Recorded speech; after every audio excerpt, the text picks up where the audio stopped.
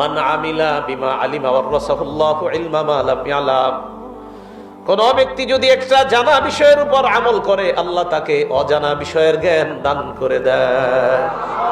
ইন্না লিল্লাহ। সবাই সুবহানাল্লাহ বলছেন। এটা নবীর বাণী না, ইচ্ছা করে কইছি আমি, জানি যে সুবহানাল্লাহ কয়ে ফাটাই নেবেন।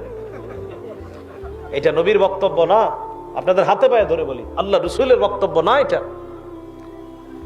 এটা রসুল সাল্লাল্লাহু আলাইহি সাল্লামের বক্তব্য না।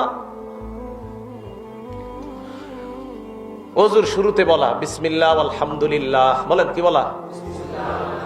বাস। আল ইসলামু হাক্কুন ওয়াল কুফরু বাতিলুন, আল ইসলামু নূরুন ওয়াল কুফরু যুলুমাত। এগুলা না, এটা সঠিক না। ওযুখানার মধ্যে লেখা আছে এগুলা অনেক জায়গায়। এই বাড়ানোটা কি দরকার? মানে নবীর নাম বলে এটা বাড়ানো, নবীর অংশ তো আছে শুরুতে একটু, কিন্তু পরে যে আর একটু বাড়ায় দিলেন, এটা তো নবী বাড়ায় নাই। হঠাৎ একটা কথা মনে পড়লো, এটাও মাথায় রাখবেন। আল্লাহুম্মা আনতাস সালাম ওয়া মিনকাস সালাম তাবারাকতা ইয়া যাল জালালি ওয়াল ইকরাম। এতটুকুই সীমাবদ্ধ থাকেন। অনেকে দেখি বাড়াইতে বাড়াইতে কি যে বাড়ায় আরো।